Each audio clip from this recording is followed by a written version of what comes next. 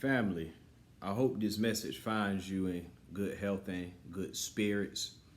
Wanting to share some information with you right now in relation to COVID-19. I've been doing some independent analyses on my own and just thought it'd be beneficial to share it. I figure there's probably some other interested individuals and kind of wanting to know what's going on, especially more at the local level if you're right here in Middle Georgia.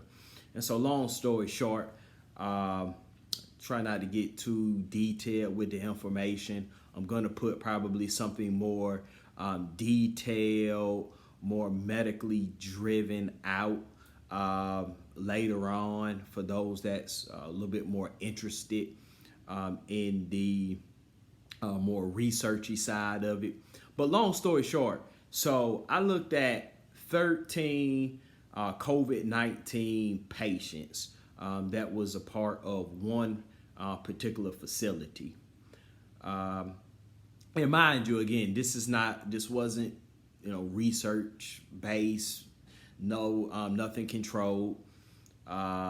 So try not to get too bogged down. Take this information just as I'm presenting it, face value.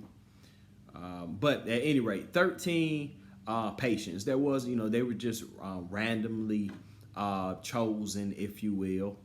And so I gathered some demographic data along with some minor medical information on these particular individuals.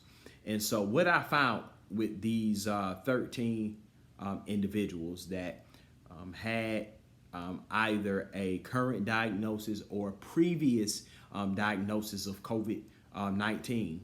So out of those 13 individuals or 13 patients, 10 out of the 13 were female. 10 out of the 13 patients were female.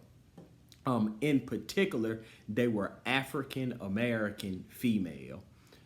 So 10 out of the 13 African American female. One was actually a Caucasian female. The other one was an African American male, and the other was a Caucasian male. So 13 patients, right?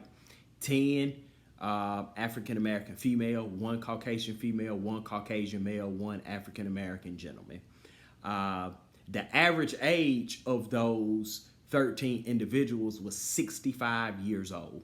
So the oldest patient was 39 years old, and the youngest patient was 39 years old, and the oldest patient was 84 years old. And so, but the average age was 65. So we have 65-year-old African American female was the general demographics of those 13 COVID patients.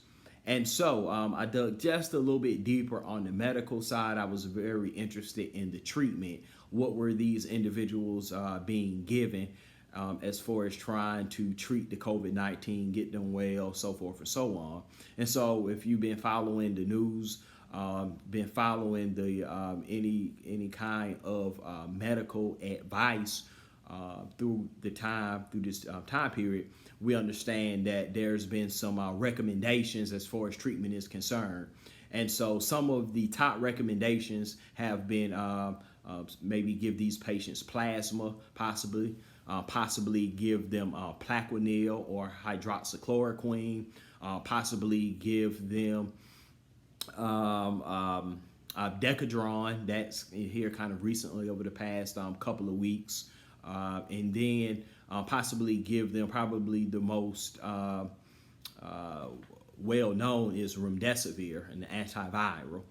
And so remdesivir, I think out of all of the treatments is the one in particular that was found to actually reduce hospital length of stay for individuals by 4 days in comparison to the placebo that was given. So what I found though, just looking at all of these different possible treatments for patients, again, not trying to get too deep, but out of those 13 individuals, only one had been given remdesivir, right? So again, that is the medication that was shown to be statistically significant in reducing hospital length of stay, right, by 4 days for individuals that took it. And so again, just thought that was very interesting in relation to all of the possible treatments. Again, I haven't gotten too deep, not going to get too deep right now, but there will be more information to come in relation to these treatments that individuals can get. But I wanted to share, mainly wanted to share the demographic information with you, family. Again, very interesting in the sense of out of the 13 patients, 10 were African American, female, and the average age of 65. And so, saying all to say, we all have to be careful. But if we just stratify and look at who is the potentially the highest risk, is shown right here in the data. And so this is data that I've collected myself, that I've looked at myself, people that I've seen myself with my own eyes.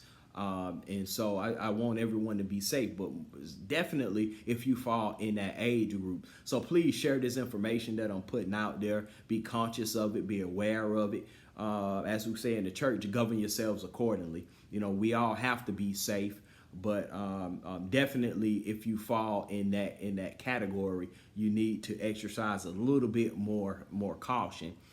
Because also what I found during that analysis was that those individuals that were sick, at least, well, all of them with the exception of one, had 3 or more comorbidities, had 3 or more other medical issues. So it's showing improving. The sicker you are as an individual, possibly the more likely your body is susceptible to actually acquire COVID-19, and then the more difficult is going to be to fight it off.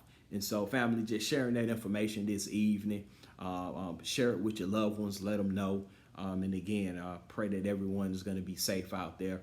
Till the next time, peace.